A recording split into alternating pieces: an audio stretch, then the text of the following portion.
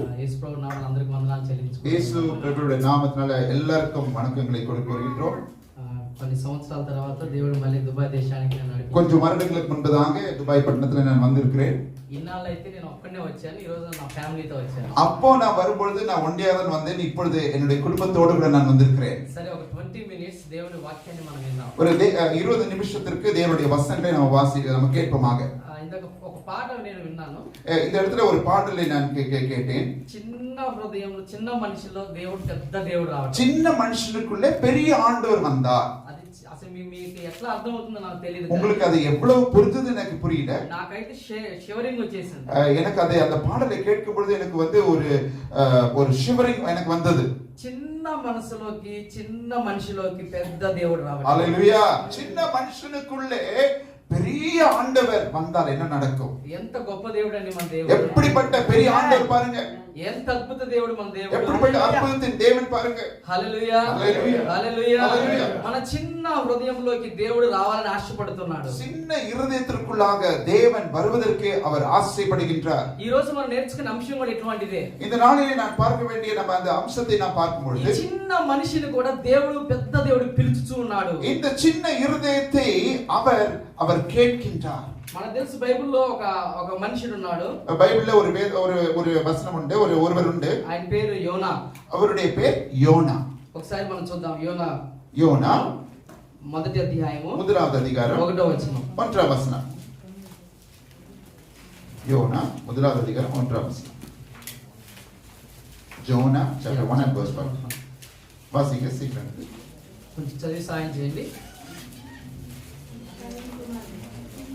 ஹalleluya. இன்னும் எடுக்கிறது கஷ்டமா இருக்குல இன்னைக்கு. 1 அமித்தாய் குமாரனாகி யோனாவுக்கு கர்த்தருடைய வார்த்தை உண்டாகி. ఇక్కడ అమితయ కుమారుడైన యోనాకి, அமித்தாயின் குமாரனாகிய யோனாவுக்கு దేవుని యొక్క వాక్కు ప్రత్యక్షమైనది. கர்த்தருடைய வார்த்தை உண்டாயிற்று. ప్రియమైన దేవుని బిడ్డలారా, தேவனுடைய பிள்ளைகளே, ఈ మాట చాలా జాగ్రత్తగా వినండి. இந்த வசனத்தை கொஞ்சம் ஜாக்கிரதையாக கேளுங்கள். దేవుని యొక్క మాట, தேவனுடைய ஒரு வார்த்தை ప్రత్యక్షమైనది. அது அவருக்கு உண்டாயிற்று. సో దేవుడు కూడా చాలా సార్లు మనల్ని పిలుస్తూ ఉంటాడు. தேவன் கூட अनेक தடவை உங்களை எல்லாரும் கூப்பிட்டு கொண்டிருக்கின்றார். ఎప్పుడైతే దేవుడు మనల్ని పిలుస్తాడో, எப்பொழுதெல்லாம் தேவன் நம்மை கூப்பிடுகிறாரோ, దాని అర్థం ఏంటంటే దేవునికి ఒక ప్లాన్ ఉన్నదని అర్థం. அதனுடைய அர்த்தம் என்னவென்று சொன்னால் ஆண்டவர் உங்களை பார்த்து உங்களுக்கு என்று ஒரு திட்டத்தை வைத்திருக்கிறார். దేవునికి మన పట్ల ఒక చిత్తం, ఒక ఉద్దేశం ఉన్నది. தேவனுக்கு நம்முடைய பக்கத்துல இருந்து ஒரு சித்தத்தை வைத்திருக்கிறார். ఆ ఉద్దేశము ఖచ్చితంగా మనమే నెరవేర్చాలి. அந்த சித்தத்தை நாம் தான் அதை செய்ய வேண்டும். ஹalleluya. ఎవరు చేయడానికి కుదరదు. மற்றவர்கள் அதை செய்ய முடியாது. సో ఆ చిత్తము ఏంటో కూడా ఆయన చెప్తాడు. அந்த சித்தம் என்னவென்றும் அவர் சொல்லுவார். అర్థమవుతుందా? అర్థమచ్చా? దేవుడు మనల్ని పిలుస్తాడు. தேவன் நம்மை அழைக்கின்றார். ఆ పిలిచినప్పుడు அவர் கூப்பிடும் பொழுது ఆ చిత్తం ఏందో మనకు చెప్తాడు. அவர் அந்த சித்தத்தை அவர் சொல்லிக் கொடுப்பார். ఆ చిత్తము మనమే నెరవేర్చాలి. அந்த சித்தத்தை நாம் தான் செய்ய வேண்டும். చిత్తం అంటే దేవుని ఉద్దేశము. சித்தம் என்று சொன்னால் தேவனுடைய உத்தேசம். సో ఇక్కడ ఏమైందంటే యోనాకు దేవుని యొక్క వాక్కు ప్రత్యక్షమైనది. இந்த நாளிலே நாம் பார்க்கிறோம், இங்கே யோனாவுக்கு கர்த்தருடைய வார்த்தை உண்டாயிற்று. ఏమని ప్రత్యక్షమైనది? என்ன நடந்தது? నీవు నినేవే పట్టణానికి వెళ్ళి వాక్యాన్ని పరిచర్య நீ చేయి. எழுந்து மகா நகரமாகிய நினிவேக்கு போய் அங்கே அவர்களுக்கு விரோதமாக பிரசங்கி. అర్థమైందండి? புரிந்ததா? దేవుని యొక్క వాక్కు, தேவனுடைய வார்த்தை వాక్యము చెప్పమని அந்த వచనங்களை சொல்லும்படியாக యోనాకు ప్రత్యక్షమైనది. யோனாவுக்கு அறிவிக்கப்பட்டது. చాలా సార్లు మన జీవితంలో కూడా அநேக சமயங்கள் நம்முடைய வாழ்க்கையிலும் கூட యేసే కూడా మనకు ప్రత్యక్షం అవుతూ ఉంటాడు. இயேசுவானவர் நமக்கு உள்ளாக அவர் பிரத்யட்சமாகுவார். ఆయన వాక్యము మనకు ప్రత్యక్షం அவருடைய అవుతుంది. வார்த்தை நமக்கு உண்டாகும். ఆయన మాట మనకు ప్రత్యక్షం அவருடைய అవుతుంది. வார்த்தை நமக்கு உண்டாகும். నువ్వెలాగున్నావు? நீங்கள் எப்படி இருக்கிறீர்கள்? నువ్వు ఆ వాక్యం తీసుకుంటున్నావా நீங்க அந்த లేదా? வசனத்தை எடுத்துக்கொள்கிறீங்களா?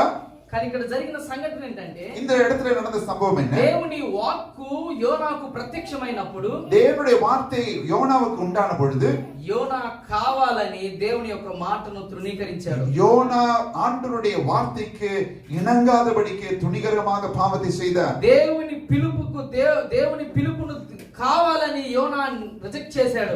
ஆண்டவருடைய அழைப்புக்கு அதை ஒதுக்கிவிட்டு அவன் வேறொரு இடத்துக்கு போகின்றான். యోనా తండ్రి పేరు అమితయి. யோனாவுடைய தந்தையுடைய பேர் அமித்ஷா. అసలు అమిత ఎవరంటే ఆయన ఒక ప్రవక్త. அந்த அமித்தா என்று சொல்லுகிறவர் அவர் ஒரு பிரவாச்சகர், గురించి చెప్పే వ్యక్తి. அவர் ஒரு தீர்க்கதரிசி, தேவனுடைய காரியத்தை குறித்து சொல்லுகின்ற ஒரு மனிதன். దేవుడు ఏం చెప్తే అదే చెప్పాలి. தேவன் என்ன சொல்லுகிறாரோ அதை தான் சொல்ல வேண்டும். సో తండ్రి ప్రవక్త, அதாவது தீர்க்கதரிசியாக அப்பா, యోనా తండ్రి ప్రవక్త. ஓகே, யோனா తండ్రి ప్రవక్త. సో యోనా కూడా ప్రవక్తే. யோனாவுடைய அப்பா தீர்க்கதரிசி, அதனால யோனாவும் தீர்க்கதரிசி. సో ఎందుకంటే వాళ్ళ పని ఏంటంటే ప్రవక్త. அவர்களுடைய வேலை என்னவென்று சொன்னால் அது தீர்க்கதரிசனம் சொல்றது. దేవుని వాక్యాన్ని చెప్పవలసిన బాధ్యత ఉన్నది. அவர்களுடைய வேலை என்னவென்று சொன்னால் தேவனுடைய வசனத்தை சொல்ல வேண்டும், அவ்வளவுதான். ప్రియమైన దేవుని బిడ్డ, தேவனுடைய பிள்ளை, దేవుడి కొరకు నిలబడే ఒక బాధ్యత మనకున్నది. தேவனுக்காக நிற்க வேண்டும் என்று சொல்வது நம்ம விழுந்த ஒரு கடமை. నీవు ఈ సంఘానికి రావడానికి ఒక బాధ్యత ఉన్నది. இந்த ஆராதனைக்கு வருவதற்கு ஆண்டவர் உங்கள் மேல் ஒரு கடமை வைத்திருக்கிறார். నువ్వు దేవుణ్ణి స్తుతిస్తున్నావు అంటే ఒక బాధ్యత ఉన్నది. நீங்கள் தேவனை துதிக்கிறீர்கள் என்று சொன்னால் அது ஆண்டவருடைய கட்டளை. కానీ ఇక్కడ యోనా ఏం చేశాడంటే కావాలని దేవుని యొక్క పిలుపును త్రోసివేశాడు. இங்கே யோனா துணிகரமாக தேவனுடைய அழைப்புக்கு இணங்காதபடிக்கு விரோதித்து செல்கின்றார். అర్థమవుతుందండి? என்ன நடக்குது தெரியுமா? దేవుని యొక్క వాక్యాన్ని, దేవుని యొక్క మాటను, దేవుని యొక్క పిలుపును త్రోసివేశాడు. தேவனுடைய வார்த்தைக்கு, தேவனுடைய அந்த பேச்சுக்கு விரோதமாக துணிகரமாக பாவம் செய்கிறார். సో పరిశుద్ధ గ్రంథం ఏమంటుందంటే, பரிசுத்த வேதம் என்ன சொல்கிறது? మొదటి యోహాను முதல் யோவான், ஒன்றாம் யோவான் chapter 3 and verse 4. மூன்றாம் and நான்காம் வசனம். மூன்றாம் அதிகாரம் நான்காம் வசனம். பாவம் செய்கிற எவனும் நியாயப்பிரமாணத்தை மீறுகிறான். நியாயப்பிரமாணத்தை மீறுகிறதே பாவம். ஹalleluya. ఆజ్ఞ అతిక్రమమే పాపము. ஹalleluya. 1 யோவான் மூன்றாம் அதிகாரம் நான்காம் வசனத்தில் நாம் என்ன பார்க்கிறோம்? பாவம் செய்கிற எவனும் நியாய பிரமாணத்தை மீறுகிறான். సో ఆజ్ఞ అతిక్రమమే పాపము. హల్లెలూయా. இந்த நியாய பிரமாணத்தை மீறுகிறதே பாவம். అంటే దేవుని యొక్క పిలుపును అతిక్రమించడమే పాపం. தேவனுடைய அழைப்புக்கு இணங்காதபடிக்கு செய்கிற எந்த காரியம் இருந்தாலும் பாவம். దేవుడు చెప్పిన మాట చేయకపోతే పాపము. தேவனுடைய வார்த்தை சொன்ன பிறகு அதை செய்யாமல் இருக்கிறது பாவம். అర్థమైందండి? ఇప్పుడు యోనా ఏం చేశాడు? இப்பொழுது யோனா என்ன செய்கிறார்? పాపం చేశాడు. பாவத்தை செய்கின்றார். He done sin before the sight of the God. ஆண்டவருடைய சந்நிதிக்கு முன்பதாக அவன் பாவத்தை செய்தார். He wantonly rejected the call of God. அதாவது துணிகரமாக அவன் ஆண்டவருடைய அழைப்புக்கு இணங்காதபடி செய்தார். అక్కడ పరిశుద్ధ గ్రంథం ఏమంటుందంటే రోమన్స్ చాప్టర్ 6 వర్స్ 23. ரோமர் 6ஆம் அதிகாரம் 23ஆம் வசனம். வாசிங்க சீக்கிரம். రోమర్ 6 పాపము వలన వచ్చు జీతము మరణము, అయితే దేవుని కృపావరము మన ప్రభువైన యేసుక్రీస్తు నందు నిత్య జీవము. பாவத்தின் சம்பளம் மரணம். పాపము యొక్క జీతము మరణము. பாவத்தின் சம்பளம் மரணம். The wages of sin is death. ஹalleluya. பாவத்தின் சம்பளம் மரணம். ఆజ్ఞ అతిక్రమము పాపము. அதிக நியாயப்பிரமாணத்தை ஒதுக்கி வைக்கிறதே பாவம். పాపం యొక్క జీతము మరణము. பாவத்தின் சம்பளம் மரணம். యోనా చేసింది పాపము. யோனா செய்தது பாவம். అంటే దేవుని యొక్క ఆజ్ఞను తృణీకరించాడు. தேவனுடைய வார்த்தைக்கு அவன் துணிகரமாக பாவம் செய்தார். అప్పుడు దాని వల్ల వచ్చే జీతము మరణము. அதனால் வருகின்ற சம்பளம் மரணம். అర్థమవుతుందండి? புரியுதுங்களா? ఇప్పుడు యోనాకి ఏం సంభవించాలి? இப்பொழுது என்ன நடக்க வேண்டும்? யோனாவுக்கு మరణం. மரணம். మనకు కూడా, நமக்கும் கூட. ఒకవేళ మనం కూడా దేవుని ఆజ్ఞను తృణీకరిస్తే, ஒருவேளை தேவனுடைய வார்த்தைக்கு கீழ்ப்படியாமல் நாம் துணிகரமாக ஏதாவது செய்தால் చచ్చిపోతాం. ஹalleluya. நிச்சயமாக மரணத்திற்குள்ளாக போவோம். అంటే చచ్చిపోవడం అంటే నిజంగా చచ్చిపోవటమేనా? மரித்து போவோம் என்று சொன்னால் உண்மையாக சரீரத்திலே நம்ம சாகுறோமா? నో నో నో నో, అది కాదు. அப்படி அல்ல. Death means the death of the joy and happiness and peace and mercy and everything. ஹalleluya. அந்த மரணம் என்று சொன்னால் ஆவிக்குரிய விதத்திலே மரிக்கின்றான். హల్లెలూయా. ప్రతి ఒక్కటి చచ్చిపోవటమే. எல்லா காரியங்களும் அவன் மரிக்கின்றான். దేవుని ఆశీర్వాదాలు చచ్చిపోతాయి. அவருடைய ஆசீர்வாதங்களுக்கு அவன் மரித்தவனாக காணப்படுகிறான். దేవుని ప్రేమ చచ్చిపోయింది. தேவனுடைய அன்புக்கு அவன் மரித்தவனாக காணப்படுகிறான். దేవుని కృప చచ్చిపోయింది. தேவனுடைய கிருபை அவனுடைய வாழ்க்கையில இல்லாமல் போய்விடும். చచ్చిపోవటం అంటే మన దగ్గర ఉండవు అవి. அதாவது இறந்து போனது என்று சொல்லும் பொழுது நமக்கு அது கிடைக்கவே கிடைக்காது. మనం దేవుని యొక్క మాటను తృణీకరిస్తే, தேவனுடைய வார்த்தைக்கு எதிராக துணிகரமாக யாராவது ஏதாவது செய்தாலும் அது பாவம். అప్పుడు దాని వల్ల ఏమొచ్చిందంటే ఇవన్నీ మరణిస్తే చచ్చిపోతాయి. எல்லாவற்றுக்கும் மரணம். అండి. புரிந்ததுங்களா? హల్లెలూయా హల్లెలూయా హల్లెలూయా హల్లెలూయా. అంటే మనము ఏదైతే మనం అంటాం కదా మనశ్శాంతి లేదండి, என்னுடைய வாழ்க்கையில மன நிம்மதி இல்லையே, మనం సంతోషం లేదండి, எனக்கு சந்தோஷம் இல்ல பிரதர். కారణం ఏంటో తెలుసా? காரணம் என்ன தெரியுமா? పాపము యొక్క జీతము మరణము. பாவத்தினுடைய வாழ்க்கை அதனுடைய சம்பளம் மரணம். ఆజ్ఞ అతిక్రమము పాపము. நியாயப்பிரமாணத்தை ஒதுக்கி வாழ்வது அது பாவம். దేవుని పిలుపుకు లోబడకపోవటమే దీని కారణము. தேவனுடைய அழைப்புக்கு இணங்காமல் செல்வதே அது பாவம். మొట్టమొదటి మాట ఇది. இது முதல் முறை, முதல் வார்த்தை. అర్థమైందండి? புரியுதுங்களா? కావాలని wantingly Jonah rejected the word of God. அதாவது purposely துணிகரமாக தேவனுடைய வார்த்தையை அவன் அவமதித்து செல்கின்றான். అవునా కదా? புரியுதுங்களா? Because he is a prophet. ஏனென்றால் அவன் ஒரு தீர்க்கதரிசி. But he rejected the call of God. ஆனால் ஆண்டவருடைய அழைப்புக்கு அவன் இணங்காமல் சென்றான். Step 2. இரண்டாவது Jonah chapter 1 and verse 3. YONO 1ஆம் அதிகாரம் 3ஆம் வசனம். அப்பொழுது யோனா கர்த்தருடைய சமூகத்திலிருந்து விலகி தர்ஷீசுக்கு ஓடி போகும்படி எடுத்து யோப்பாவுக்கு போய் தர்ஷீசுக்கு போகிற ஒரு கப்பலை கண்டு கூலி கொடுத்து தான் கர்த்தருடைய சமூகத்திலிருந்து விலகும்படி அவர்களுடைய தர்ஷீசுக்கு போக கப்பல் ஏறினான். Okay. Here it says purposely Jonah ran away from God's call. யோனா கர்த்தருடைய சமூகத்திலிருந்து விலகி. అర్థమైందండి? విలగి. Wantingly he went out. ஆமென். அவன் கர்த்தருடைய சமூகத்திலிருந்து விலகி. First thing is wantingly, purposely rejected the call of God. முதல் காரியம் அவன் ஆண்டவருடைய வார்த்தைக்கு அதாவது துணிகரமாக அவன் பாவத்தை செய்ய தொடங்கினான். The second one is he ran away from the call of God. அவன் தேவனுடைய அந்த அழைப்புக்கு விலகி ஓடுகின்றான். So many times we will run away from God. அநேக தடவை நம்ம கூட ஆண்டவரை விட்டு விலகி ஓடிக்கொண்டிருக்கிறோம். We will go away from the worship. நம்ம worship செய்யறதை விட்டு வேற காரியங்களில் ஈடுபடுகின்றோம். We will go away from the presence of God. தேவனுடைய பிரசன்னத்திலிருந்து விலகி நம்முடைய காரியங்களை நாம பார்த்து கொண்டிருக்கின்றோம். Here the prophet Jonah also ran away from the call of God. இங்கே யோனா தீர்க்கதரிசி அவன் தேவனுடைய சமூகத்திலிருந்து விலகி ஓடுகிறவனாக காணப்படுகிறான். In Bible there is one person called Joseph. இந்த வேதாகமத்திலே யோசேப் என்ற ஒரு பாத்திரன் இருக்கிறது. He ran away from the sin. அவன் பாவத்தை விட்டு விலகி ஓடுகின்றான். Hallelujah. Hallelujah. Hallelujah. Hallelujah. Here Jonah ran away from the call of God. இங்கே யோனா ஆண்டவருடைய அழைப்புக்கு விலகி ஓடிக்கொண்டிருக்கிறான். அதுமாதிரி దేవుడి యొక్క చిత్తము నుంచి దేవుని పిలుపు నుంచి యోనా బయటికి పరిగెత్తున్నాడు. தேவனுடைய அழைப்புக்கு இணங்காமல் விலகி ஓடுகின்றான். దేవుడు ఒక ప్రాంతానికి వెళ్ళమంటే మరొక ప్రాంతానికి బయలుదేరాడు. அவன் இந்த இடத்துக்கு போ, நினிவேக்கு போ என்று சொன்னால் அவன் வேறொரு தேசத்துக்கு போகிறான். అర్థమైంది? ఈ నినేవే తర్షీష్ ఎట్లా ఉంటాయి అంటే ఆపోజిట్ డైరెక్షన్ లో ఉంటాయి. அந்த நினிவேயும் தர்ஷீஷும் ஆப்போசிட் டைரக்ஷன்ல காணப்படுகிறது. దేవుడు ఒక డైరెక్షన్ లో చెప్తుంటే యోనా మరొక డైరెక్షన్ లో పారిపోతున్నాడు. இந்த பக்கம் நினிவேக்கு போன்னு சொன்னா அவர் தர்ஷீஷுக்கு போறார். చాలా సార్లు మన జీవితంలో కూడా நம்முடைய வாழ்க்கையில கூட దేవుడు ఒక డైరెక్షన్ చెప్తా ఉంటే ஆண்டவர் இந்த பக்கம் போன்னு சொன்னா మనం ఇంకో డైరెక్షన్ లో వెళ్ళిపోతాం. இல்ல நான் இந்த பக்கம் தான் போவேன்னு சொல்றோம். అర్థమవుతుందా? హల్లెలూయా. అవునా కాదా? ఆమేన్. దేవుడు నిన్ను మస్కట్ వెళ్ళమంటే నువ్వు దుబాయ్ వస్తావు. ஆண்டவர் உங்களை மஸ்கட்டுக்கு போன்னு சொன்னா நீங்க வந்து துபாய்க்கு வந்திருக்கீங்க. ఏమవుతుంది తెలుసా? என்ன நடக்கும் தெரியுமா? బైబిల్ చెప్తుంది. வேதாம சொல்லுகிறது. దేవుని పిలుపుకు వ్యతిరేకంగా వెళ్తే தேவனுடைய அழைப்புக்கு எதிராக நாம் செல்வோம் என்று சொன்னால் కష్టాలు వస్తాయి, கஷ்டங்கள் வரும். చిన్న ఉదాహరణ చెప్తాను. சின்ன உதாரணத்தை சொல்லுகின்றேன். ఒక తల్లి ஒரு அம்மா ఆ బిడ్డకి ఏం చెప్పిందంటే, அந்த குழந்தைக்கு என்ன சொன்னது? నానా అక్కడ నుప్పు ఉంది, ఫైర్ ఉంది, వెళ్ళొద్దు అనిద్ది. அந்த குழந்தையை பார்த்து மகளே அந்த அந்த அங்க நெருப்பு இருக்கிறது, நீ அங்க போகாத, అక్కడికి వెళ్ళొద్దు అని చెప్పింది. அங்க போகாத.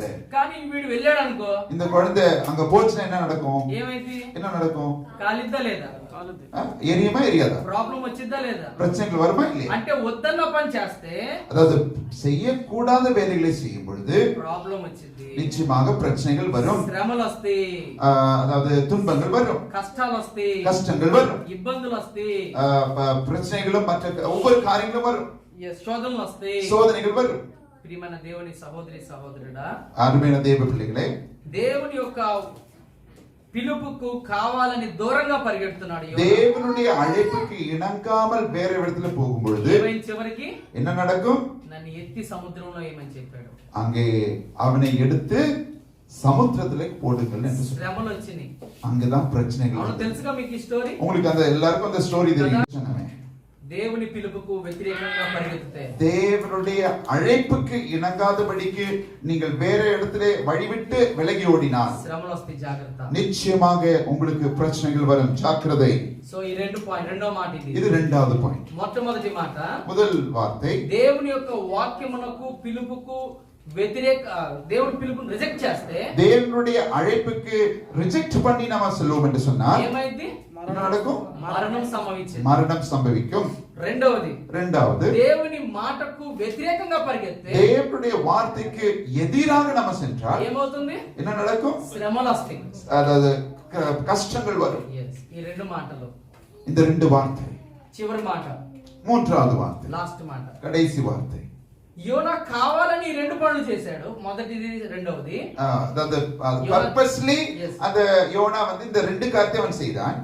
Now the third point is he wantingly now submitted to God. மூன்றாவதாக அவர் உண்மையாக தன்னை தானே அவன் ஆண்டவரிடத்தில் அர்ப்பணித்தான். ஹalleluya, hallelujah, hallelujah, hallelujah. Now he understood the power of God. ஆண்டவருடைய வல்லமையை அவன் உணர்ந்து கொண்டான். He understood the salvation of God. He understood the salvation of God. அவன் தேவனுடைய ரட்சிப்பை குறித்து அவன் அறிந்தவனாக, దేవుని యొక్క రక్షణ తెలుసుకున్నాడు యోనా. தேவனுடைய ரட்சிப்பை அவன் அறிந்தான். ఈ చిన్న మనిషికి పెద్ద దేవుడని తెలుసుకున్నాడు. இந்த சின்ன மனுஷனுக்குள்ள பெரிய ஆண்டவர் வந்தார். దేవుడి కార్యాలు పెద్దవని తెలుసుకున్నాడు. ஆண்டவருடைய காரியமானது பெரிய பெரிய காரியங்களை செய்யும் பிரதர். నేను ప్రవక్తని తెలుసుకున్నాడు. நான் ஒரு தீர்க்கதரிசி என்று அறிகிறேன். నేను దేవుని సేవకుడిని తెలుసుకున్నాడు. நான் தேவனுடைய ஊழியக்காரன் என்று அறிகிறேன். నేను దేవుని బిడ్డని తెలుసుకున్నాడు. நான் தேவனுடைய பிள்ளை என்று அறிகிறேன். అందుకని ఇప్పుడు ఆయన ఏమంటాడు తెలుసా యోనా? அப்பொழுது அங்க யோனா என்ன சொல்கிறார்? నేను చచ్చిపోతాను, நான் சாகிறேன், నన్ను ఎత్తి పడేయండి, என்னை எடுத்து சமுத்திரத்திலே போடுங்க. ఏమంటారు తెలుసా? సమర్పించుకోవటం. அங்கே ஆண்டவருடைய பாதத்திலே சமர்ப்பிக்க வேண்டியதாக. Now he is submitting to his call. இந்த யோனா ஆண்டவருடைய பாதத்திலே சமர்ப்பித்தான். Jonah is ready to die right now. யோனா அங்கே தன்னை தானே சாவுக்கு அர்ப்பணித்து விட்டான். Because of his disobedience. அவனுடைய கீழ்ப்படியாமை நிமித்தம் அவன் சாவுக்கு ஒப்பு கொடுக்கப்படுகிறான். అర్థమైందా? ఆయన యొక్క అవిధేయత వల్ల ఆయనే ఒప్పుకుంటున్నాడు, నన్ను పడేయమని చచ్చిపోవటానికి సిద్ధమయ్యాడు. அவன் பாருங்க, அவனுடைய கீழ்ப்படியாமை நிமித்தம் அவன் தன்னைத்தானே ஒத்துக்கொண்டான். ஓகே, என்ன தண்ணில எடுத்து போடுங்க என்று சாவுக்கு ஒப்பு கொடுக்கிறான். కానీ బైబిల్లో షడ్రక్, మేషక్, అబేద్నెగోల్, அங்கே பைபிளிலே வேதாகமத்திலே ஷாத்ராக், மேஷக், அபேத்நேகோவை பார்க்கிறோம். వారి యొక్క విధేయతను బట్టి చచ్చిపోవడానికి సిద్ధమయ్యారు. அவர்கள் தங்களுடைய ஆண்டவருக்கென்று உண்மையா இருக்கும்படிக்கு அவர்கள் தங்களை தாங்களே ஆண்டவருக்கென்று அந்த நெருப்பிலே போடுவதற்கு அவர்கள் ஆயத்தமாக இருந்தார்கள். யோனா கூட చచ్చిపోవడానికి సిద్ధమయ్యాడు. யோனாவும் கூட அதே சாவரத்தை தான் அவனும் காத்து கொண்டிருக்கிறான். కానీ ఒబీడియన్స్ కాదు, డిసోబీడియన్స్. ஆனால் யோனா செய்தது ஆண்டவருக்கு கீழ்ப்படியாதபடிக்கு அவன் செய்தான். ஆனால் அவர்களோ கீழ்ப்படிந்து அவர்கள் சேர்ந்தார்கள். నేను ముగించి వేస్తున్నాను. நான் இப்பொழுது முடிக்க போகின்றேன். అర్థమవుతుందా మీకు? உங்களுக்கு புரியுதா? దేవుడికి మనం సమర్పించుకోవాలి. தேவனுக்கு என்று நம்மை நாமே அர்ப்பணிக்க வேண்டும். నాకు చాలా సంతోషంగా ఉంది ఈ చిన్న సంఘము. இந்த சின்ன ஆலயத்தை குறித்து பார்த்து எனக்கு ரொம்ப சந்தோஷம். ఎందుకో తెలుసా? ఇండియాలో చాలా శ్రమలు ఇప్పుడు. ஏனென்றால் இந்தியாவிலே अनेक பிரச்சனைகள் இருக்கிறது இப்பொழுது. బైబిల్స్ కాల్ చేస్తున్నారు.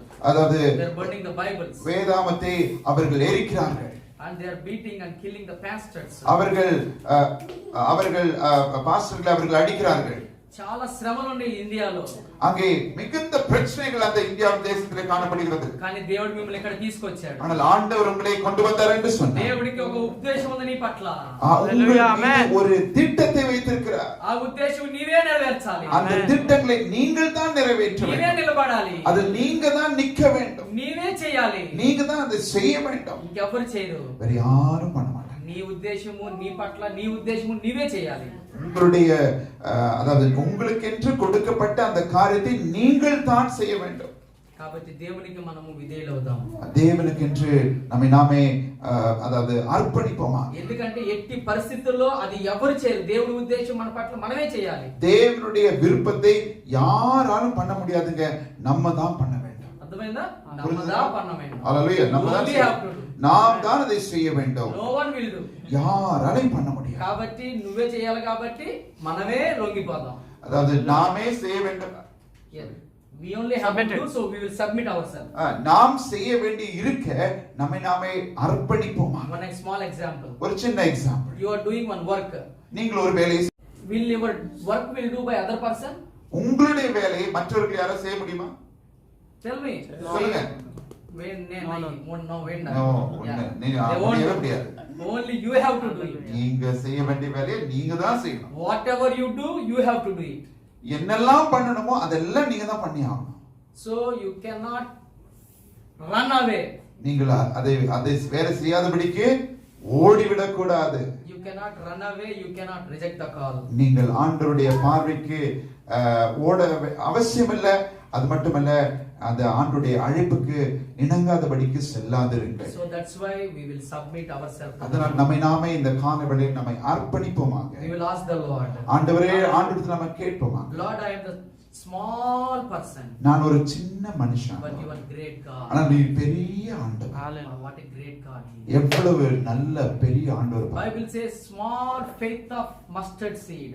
சின்ன விசுவாசம் இருந்தாலே போதும். ஒரு கடுகளவு விசுவாசம். What we do, it moves the big huge mountains. அது பெரிய மலையா இருந்தாலும் அது அப்படியே மாறி செல்லும். Lord, சின்ன people we are. We are all நாம எல்லாம் சின்ன பிள்ளைங்க.